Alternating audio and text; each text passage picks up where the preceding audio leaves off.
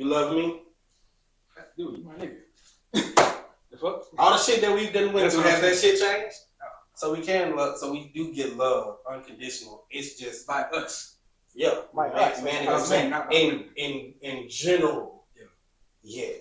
So I believe unconditional love is incredibly toxic. That you can call that controversial if you want to. Yeah. I think the true definition of unconditional love is incredibly toxic. And this is what I mean by that. Unconditional love means if that bitch cheats on you, you still love her. It has not changed. If he cheats on you, you still love him. That doesn't change.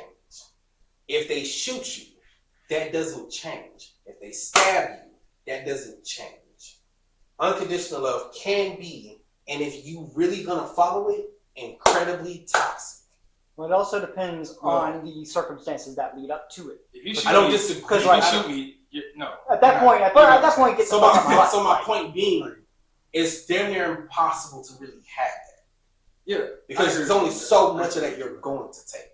Like for instance, love my mom, love her to death. We don't have the best relationship right now. If I was to go back and start chit chat talking with her again, and something egregious was to happen once again, I know I wouldn't love her the same after that.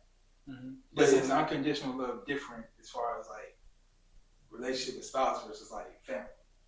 It can be and it can't be. I look at I don't say unconditional. I don't say I'm gonna love you unconditionally unless I'm talking about in the aspect of friendship. Correct. Because it doesn't matter with me because I know that we're different people. I will always love you platonically. Romantically or parental, that shit can change to me. Okay. So like in a relationship, do I love my wife unconditionally?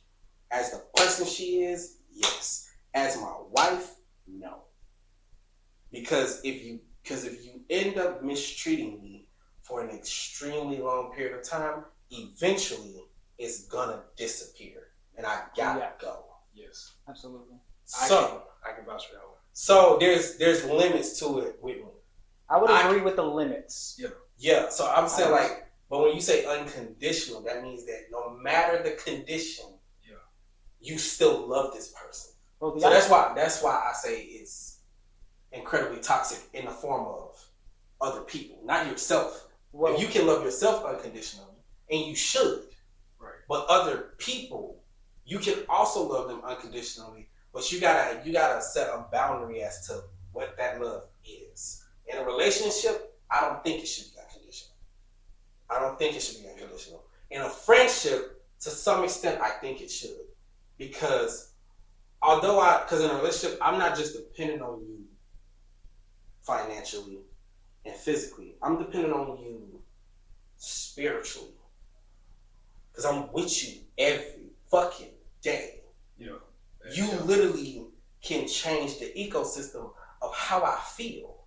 Like that. Because when somebody's with you every day, they learn all the ins and outs of who you are. So it's like, oh, I don't like you today. I'm gonna make you mad. If you get the wrong person, you're gonna have to deal with that shit. Yeah. So like, that's why I feel like that. But when you have friends and that's a mutual thing, like unconditional love, me and him, we went through all types of hell. And he was very apologetic. How many times did I say, nigga, you good, we fine? He never stopped saying it. Mm-hmm. But I'm like, we fine. We've been boys since we were 15. Nah, we've been doing the same shit. Yeah, I'm like, same shit. It ain't changed over here for him. Because I understood. And when me and him had a real conversation, I said, it was just your turn. That's it. That's because I'm like, I can see it. Now, the only thing that will make my unconditional love for anybody, no matter who it is, go from what it is to like off, is if you hurt my kids. Then all bets are off. Fuck you and your entire existence. That's worse than a fight, in my opinion. Yeah, it's a wrap for me. So that's worse than a fight. Yeah, that's the most that I can say on that. But I think in its essence, like when people be like, oh, you gotta love this person unconditionally, this and that, that's incredibly toxic because you're asking that person to put up with shit that might not be necessarily be okay. I do believe you should, when you're in a relationship, you should care about the person more than yourself, and they should care about you more than themselves, and that's how you create balance. But when you talk about the aspects of unconditional love, you think you should love a person more than yourself? Yes, I think the right person, and I think that's the only way you're not selfish. Like for instance, us doing this, right? I'm incredibly invested in this, but I'm also incredibly invested in y'all. You get what I'm saying? Like, I love y'all and I want y'all to be okay. I don't want y'all working for some bullshit ass person no more. And if I'm dead ass, and if I did not care, I wouldn't have been upset when you wasn't there like that last week, or Anthony not being necessarily here like he should have been today. I care enough to say, nigga, I want you to be free. Mm-hmm. You see what I'm saying? Yeah. Fuck if how much I have to do after this, I want you to be free. Get your shit together. That's me showing I care about you more than me, because I got it regardless. Yeah.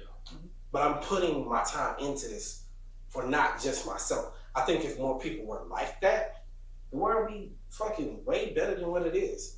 That's why I don't believe in a lot of these people, like a lot of the politicians, a lot of the black leaders and all that bullshit, because you're not willing to die for us. When you reach the point where you're willing to die for me to make sure that my life and my children's life are better, then I will be a part of that cause. But a lot of that shit is just for show.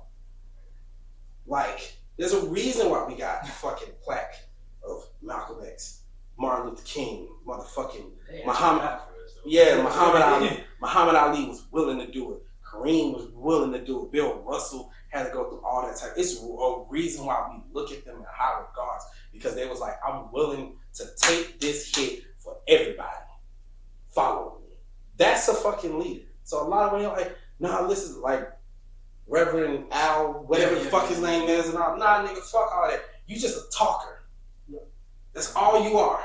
You got all them millions. Why so many black people still homeless, don't got jobs, can't pay their bills? Oh, you're a leader? No, the fuck you not. You still like, oh, I'm gonna worry about me. Oh, you not saying that about the athletes? They're athletes. They're not trying to be leaders. Not in the context of black people. Right. Oh, well, what about LeBron? He built a fucking school and paid for them to go to college. That's a leader. Exactly. What the fuck are you doing? Oh, well, I just don't talk about it. But you are claiming to be a leader. We supposed to know what you're doing. I might not like everything Dr. Umar is saying, but that nigga's willing to die for the cause. So if he was like, I'm having a march to the White House to go get them to change some of these laws, I'm gonna be one of them niggas in the front line, because I know he means what the fuck he's saying, and he's willing to die for it. You have to have people like that. That's real love. And I think that's what the distinction is for me. I don't say I love my wife unconditionally. I say I really love you with everything I have. Yeah.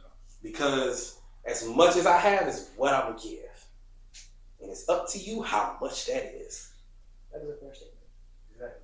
That's a fair statement. It's just that simple. Love my kids to death. Love them for real unconditionally. Nigga, you start murdering people, I don't love you. But we're gonna pay that time. Yo, you finna go do this time. Like, right. Like it's just certain aspects. Like I mean, like I understand why like we have some of the issues we have as people. I understand where the selfishness come from. I understand that the generation before us that was teaching us didn't know what the fuck they was talking about, what they thought that they knew. I understand that now. I know why them 60, 70, and late 50-year-olds like are trying their hardest to hold on to power, because they come from the Great Depression era. They was the ones born right after it. So they're like, I ain't have nothing, I'm gonna have everything. Yeah, you don't really love your country like you say you do. You are upset at what happened to you as a kid and you ain't healed from that shit. So when I look at the shit overall, and then I look at it from like the aspects of friendship, and I look at the aspects of relationship, you gotta determine what you mean when you say unconditionally for real. Because when you say unconditionally, there's no conditions on the love. Period. Oh, I love this married man unconditionally. Then, bitch, don't complain that he's married. The fuck is wrong with you? Oh, I love this bitch unconditionally. Don't complain that she's a prostitute. You picked the bitch. Yeah. Like you can say that you want them to be better. Hey, I'm just trying to get you to be a better person. Do this and do that, you know. But the aspect of I'm losing love for you because of your profession or what you're doing, then you don't really unconditionally love that person. Unconditional love, to a certain extent, is incredibly toxic, and it's supposed to be. Because under any conditions, I still love you. I'm right for you. That's what it is. Yeah. So that's where I had to realize, because like I used to say shit like, I want to give unconditional love. And nigga, I was giving it, and you saw the shit I was going through. With both of my ex-baby moms. And like both of them. That's how it happened too. Yeah, I went through a lot of shit because I truly loved them unconditionally. But see, that's why I loved them unconditionally. See, that's why I asked, like, would you, like, do you love yourself more than your baby moms? Now? Yeah. I'm saying when you were with them. No, I love them more than I love myself. Because I to this day, I still feel like I'm supposed to. I love my wife more than I love myself. Okay. Because I feel like, for me, I feel like kids are supposed to be, in my opinion, you know, kids automatically fall into that category. Yeah. You know what I'm saying? But like, I don't per se think a spouse should. You should always love yourself no matter what. You know No. I agree. Love yourself. I'm not saying. If you don't love yourself, you're not gonna take care of yourself. Yeah, I'm not saying. Telling you from what I went through, because like, you know, if you love everybody else and you forget about you. See, now you're saying something different. I say you're supposed to love somebody more than yourself. That does not mean neglect yourself. Yeah. That's not. To a certain extent, sometimes you have to. When you're in a relationship, it's not about you. It's about us. Right. When you have a family, it's not about you. It's about us. Right. So to some extent, you have to love them more than yourself. I'm willing to die for mine. So I love them more than myself. I'm willing to die for you. Yeah. We've been boys since we were 15. Yeah. I'm growing that affinity for him. Yeah. And I'm saying that in the sense of like, some shit go down. I think it might be because of the shit I did as a kid. I don't always think I'm the best person. I'm just being real. Doing all that gay shit and stuff, I don't think I was always the best person. But I can say that when I look at y'all, I look at who y'all are as a person. And when I look at who y'all are as a person, would the world be better with me in it and y'all not? Or with y'all in it and me not? That's what I think about. So I think you should love others more than yourself, but not to the terms of neglect. Right. Like if he starts getting to that point, like to a little neglect, yeah. But to the point where you're like downtrodden, now you've taken it too far. So when people are like, oh, I lost myself, you were supposed to lose yourself in that relationship. Yeah. Because you're entering the void of a relationship, of a circle between you and that person. Y'all are creating something new.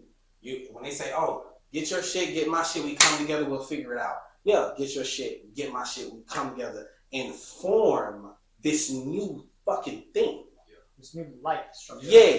You talking about, I'm coming with my circle, you coming with your circle, we gonna blend it like this. I still got this little portion, you got this little portion, and this small portion is us. You're not gonna work like that. You come as a semicircle, you come as a semicircle, form a motherfucking circle. Yeah.